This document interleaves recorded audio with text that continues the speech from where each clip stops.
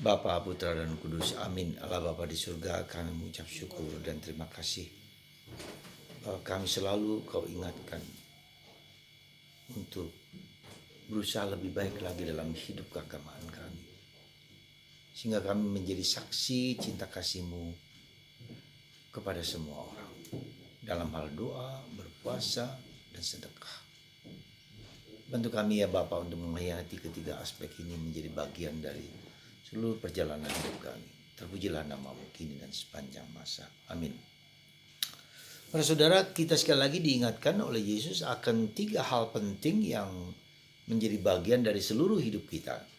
Berpuasa, atau bermati raga, atau hidup askese, berdoa, ya, dan sedekah. Ya. Kenapa kita diingatkan ini bagian dari kalau hidup kita ingin bahagia, itulah bagaimana kita berpuasa, bagaimana kita mati raga, bagaimana kita askese, bagaimana kita mengatur, mengontrol hidup kita, mengolah hidup kita supaya tidak menjadi tidak menjadi keterlaluan ya, sehingga kita tidak dikuasai oleh nafsu-nafsu badania, supaya kita tidak dikuasai oleh harta benda, kekayaan dan seterusnya. Jadi puasa itu adalah bagian untuk mengontrol diri kita supaya kita yang mengontrol diri kita dan mengontrol segala sesuatu. Dan ini bukan yang gampang karena kita suka pamer. Kita ingin menunjukkan bahwa kita hebat. Kita menunjukkan bahwa kita hebat, dan kita lihat di podcast bagaimana orang menunjukkan rumahnya hebat, luar biasa, mentereng dengan 1 hektar dengan berbagai macam kekayaan. Itulah ya, puasa. Nanti orang dikuasai oleh itu sehingga menjadi apa? Korupsi, mencari jalan-jalan yang tidak baik untuk mencapai itu. Jadi sekali lagi puasa saudara, mari kita bukan soal makan saja, tapi soal bagaimana kita mengontrol, mengatur, dan memelihara bagaimana hidup kita sederhana gitu loh. Tapi tidak mengurangi kedalaman.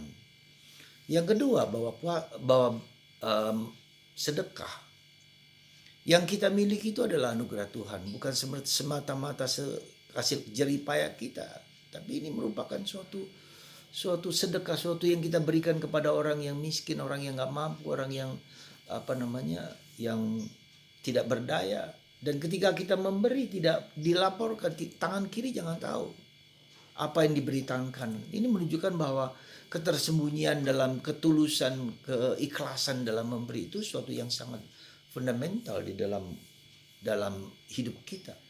Sekali lagi tidak mengagung-agungkan diri, tapi seluruhnya adalah anugerah Tuhan dan kita dibagikan kepada orang-orang yang layak dan pantas.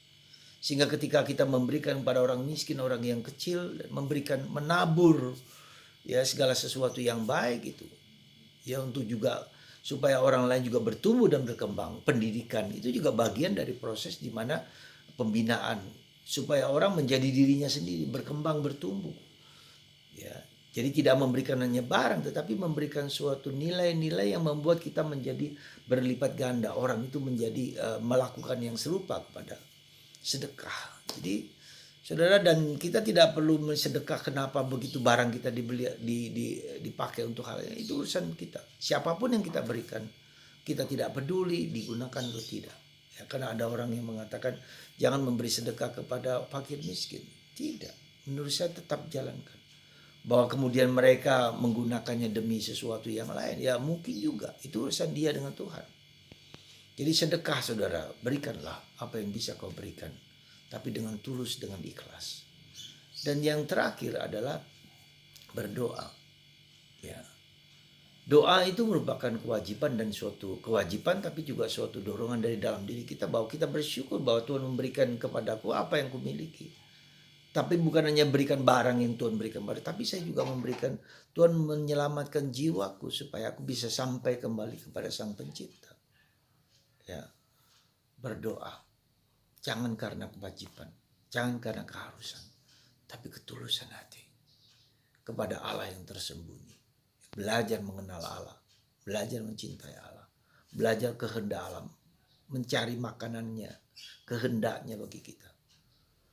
Ya, jadi saudaraku terkasih, semua ketiga hal ini harus dijalankan dengan tulus ikhlas, ya, dengan kesungguhan, dengan ketulusan.